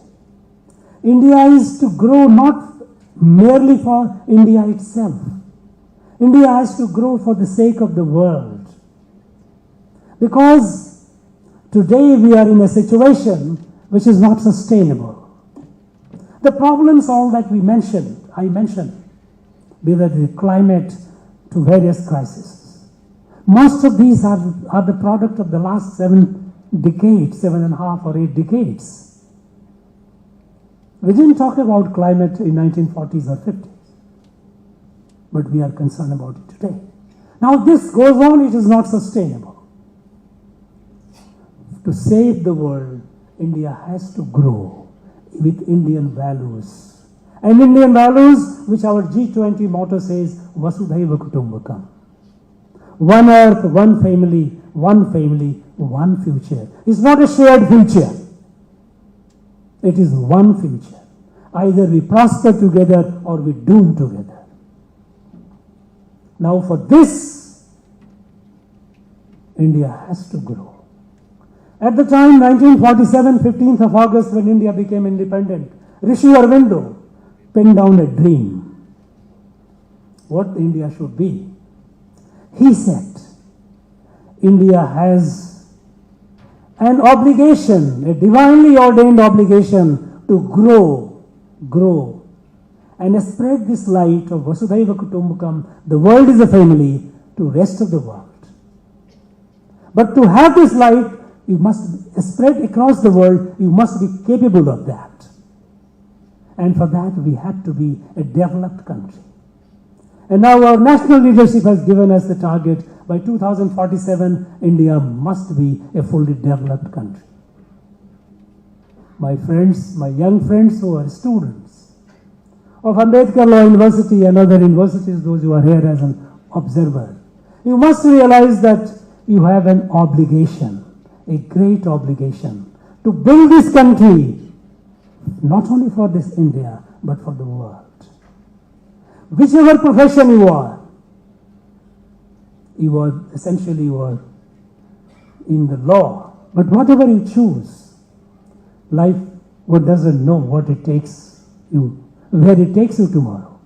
But whichever field you grow, whichever field, and whatever you do, keep in mind this responsibility of yours, that you must grow to your optimum, to your capacity. What is your potential? If your potential is to grow on the scale of 1 to 10 to 9 or 10, and if you stop at 4, it is an achievement, but there is a huge loss. It's a loss for you, it's a loss for the nation, it's a loss for the world. Bear in mind that your growth, your development is not just your development, it is a need for the country and for the world. Keep that in mind. Wherever you go, whatever you do. Friends, I wish you all the very best. I know you are our national assets, each one of you. And you will be conscious of your responsibility towards yourself, towards your family, towards the nation, towards the world. Thank you very much. Jai Hind, Jai Bharat. Namaste.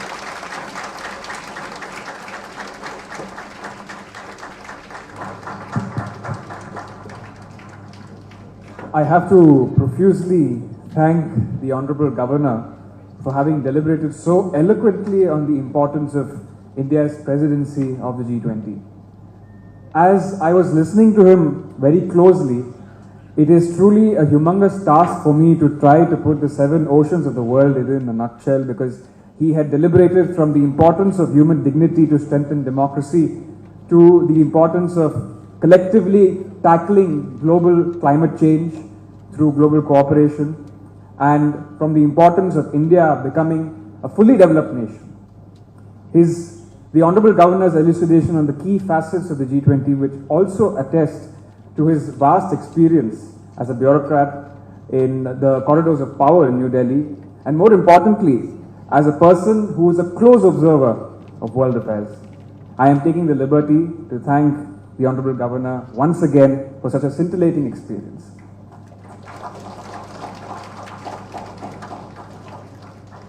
There can be no end without a great deal of gratitude, and to put words to these gratitude and to express them, I now invite Professor K. Sarvani, the Director of the Internal Quality Assurance Cell and the Department of Interdisciplinary Studies, to deliver the vote of thanks.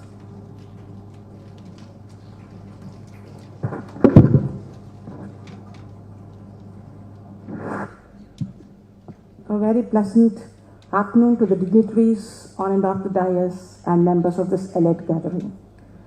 Gratitude is considered as the healthiest of all human emotions. As Marcus Tullius Cicero, a Roman statesman and lawyer of the 1st century BC, said, gratitude is not only the first and greatest of all the virtues, but parent of all others. As we draw the curtains today for the summit simulation meet, I stand before you to express my gratitude on behalf of the Tamil Nadu Dr. Ambedkar Law University to all the stakeholders. I would first and foremost extend my sincere thanks to the Honorable Governor of Tamil Nadu and Chancellor of our university. Thank you very much, sir, for gracing the occasion as the chief guest and for delivering a profound valedictory address. We are honored by your august presence. Our Vice Chancellor, Professor Santosh Kumar, with his boundless energy, has brought the entire university together for conducting this program in an impeccable manner. He is the architect of this program. Thank you very much, sir, for motivating and leading us. I wholeheartedly thank the Law Secretary, to Karthikeyan, sir, for guiding us in all our major activities and for accepting to be the special guest today. Thank you, sir. I profusely thank Lieutenant General Karanbir Singh Brar, General Officer Commanding, for accepting the invitation and for delivering the keynote address. Thank you, Lieutenant General, sir. I thank Major General Indra Balan, Chief of Staff Headquarters, Chennai, for the special address and for gracing the occasion. Both your suggestions have been noted, sir. Thank you, sir. I sincerely thank Dr. Vignesh, Director, Gania Group of Companies, for being part of this event as a host and for the special address. Thank you, sir. I profusely thank the representatives of various consulates for gracing this occasion. Thank you, ladies and gentlemen. I express my gratitude to Sri Om Prakash, Syndicate Member and Senior Advocate, for gracing the occasion and for delivering the special address. Thank you, sir. It is my bounden duty to thank the panelists of the 5 sub-teams for being part of this program and also the student panelists. But for you, this program would not have happened so well. I thank my esteemed colleague, the Dean, Professor Balaji, Chairman G20, and I thank Professor Bhuvaneshwari, Vice Chairman G20, and I sincerely extend my thanks to the Alumni Association members. I thank Madam Chancellor for gracing the occasion. I thank Professor Gauri Ramesh, Principal, Law College. I wholeheartedly thank our Registrar, the Controller of Examinations, my colleagues, directors, all the administrative staff from both the campuses, research scholars and students, and our NCC cadets and cultural team. Colonel Jayashankar needs a special mention. Thank you, sir. On behalf of the university, I sincerely thank all the co-hosts who helped us to successfully conduct the summit simulation. I thank the media personnel and photographer for covering this event so well. Last but not the least, the committee members, both the faculty and the students, have to be thanked profusely for the success of this event. Vasudhaiva Kutumbakam and Yadum Ure Yavram Kelir are profound inclusive concepts that represents our event too at the micro level. From every beginning there's an end, from every end there's a beginning. So let's conclude this 3-day event with the hope that from this end many more vibrant beginnings will emerge, each one better than the other. Thank you, one and all. Thank you, sir.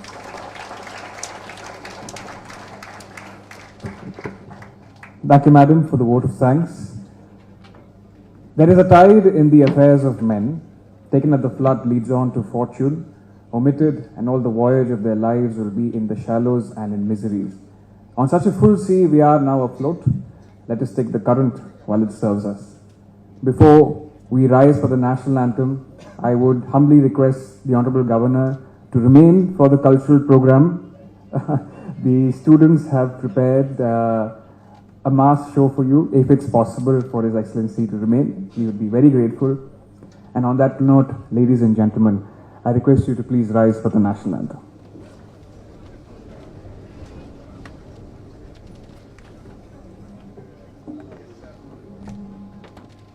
जनगण मन अतिनायक जय हे भारत भाग्य विधाता पंजाब सिंधु गुजरात मराठा द्राविड उत्कल भंगा विंध्य हिमाचल यमुना गंगा उच्चल जलधि तरंगा तव शुभ नामे जाहे तव शुभ आशीष माहे गाहे तव जय गाता जनगण मंगलदायक जय हे भारत भाग्य विधाता जय हे जय हे जय हे जय जय जय जय हे